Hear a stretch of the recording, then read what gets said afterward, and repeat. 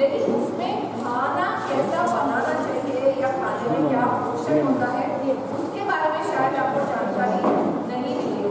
तो आज का हमारा जो सेशन से भी लोग बीमार होते हैं।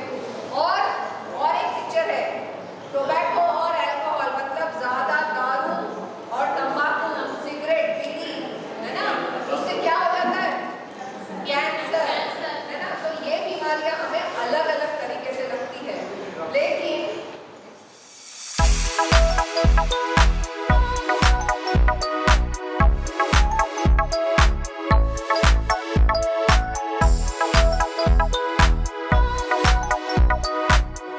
ನಿಧಾನ್ ಕಡೆಯಿಂದ ಮಾಡ್ತಾ ಇರೋದು ಮೈಥಾಲಿ programme.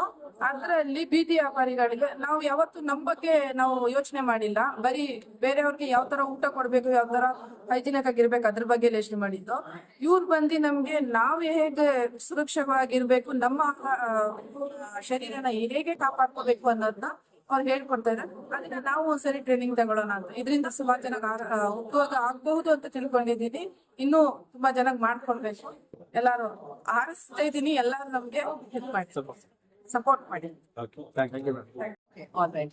Hello everyone, my name is Dr. Meghna Pasi and I am the head of the MyThali program under Arogya World. Arogya World is an NGO which is working for the prevention of non-communicable diseases, especially diabetes.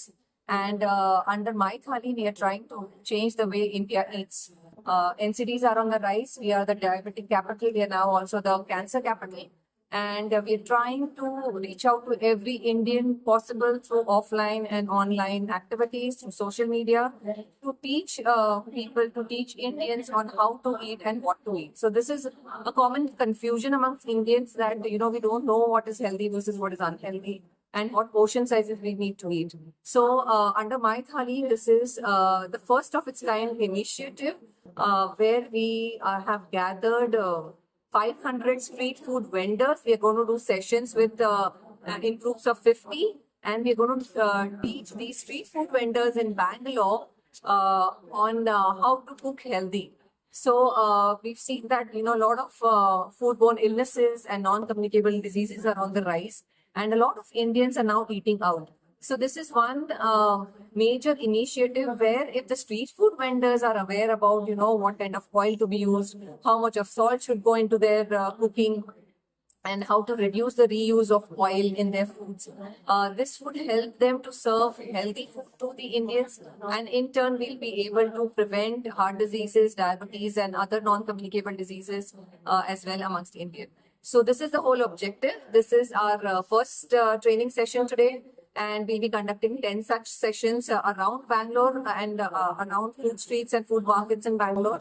And we hope to reach out to as many in the coming years. We've just known that there are around 80,000 street food vendors, and this initiative has just started with 500. So in the coming years, we plan to even train more such vendors and through this initiative. इसे अभी training programme आप कर रहे हैं, एक के लिए इसके लिए क्या है? हाँ, तो हमारा मेन ऑब्जेक्टिव ही ये है कि जो स्ट्रीट फूड वेंडर्स हैं, जो नॉर्मल पानी पूरी, पाव भाजी, भज्जी पकौड़ा जो सब बेचते हैं, उनको हम साथ में लाएं, इकट्ठा करें, एक जगह पे इकट्ठा करें और उनसे बातचीत करके जाने कि वो लोग क्या बेचते हैं, क्या बनाते हैं, क्या दिक्कत आती है उनको खाना बनाने में, कौन से टाइप का इंग्रेडिएंट यूज करते हैं, ताकि वो हम उनको ट्रेन करके उनकी कुकिंग मेथड्स को चेंज कर सकें। अगर वो ज्यादा नमक डालते हैं, ज्यादा सोया सॉस डालते हैं, ज्यादा तेल यूज करते हैं, अच्छी क्वालिटी का तेल यूज नहीं करते, अच्छे मसाले यूज नहीं करते, यही रहेगी कि हम उनको अच्छा कुकिंग मेथड सिखाएं और उनकी खुद की सेहत को भी कैसे इम्प्रूव करना है। क्योंकि कई बार शायद हम देखते हैं कि वो खुद ही बीमार, या तो बहुत ज्यादा ओवरवेट है, या फिर उनको हाई ब्लड प्रेशर की प्रॉब्लम है, या हार्ट डिजीज की प्रॉब्लम है, ओरल कैंसर बढ़ रहा है, स्टमक कैंसर बढ़ रहा है, तो इनकी वजह ही खाना है। तो खाने को कैसे इम्प्रूव किया जाए, और अगर खुद की सेहत चेंज करेंगे तो शायद उनको ये भी समझ में आएगा कि उनको खाना पकाना कैसा है, ताकि उनके जो कस्टमर्स है उनकी सेहत पे वो असर कर सके, अच्छा पॉजिटिव इम्पैक्ट ला सके। कैसे आप train- हाँ, तो हमारा ट्रेनिंग जो है उसमें एक सर्वे है छोटा सा, जहाँ हम उनको सवाल पूछ रहे हैं कि वो खुद का खाने का कैसे ध्यान रख रहे हैं, वो खुद क्या खा रहे हैं। उसके बाद हम उनको ये पूछ रहे हैं कि वो खाने में कौन सी चीजें डाल रहे हैं, वो क्या खाना बेच रहे हैं, और एक छोटा सा सर्वे करके हम उसके बाद उनको ट्रेन करेंगे। एक प्रेजेंटेशन है और उसके बाद हम उनको सर्टिफिकेट देंगे, एप्रन भी देने वाले हैं, ताकि वो पहन के हाइजीनिकली खाना बना सके।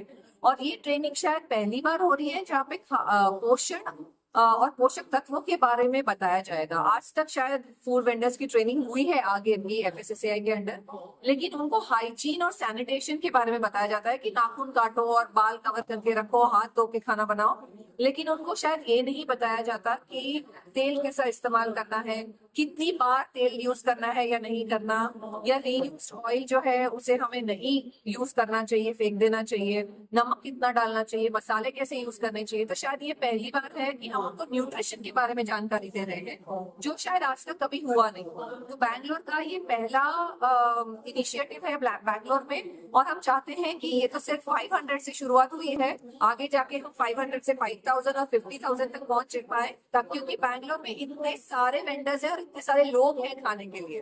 Thank you. Right, thank you so much.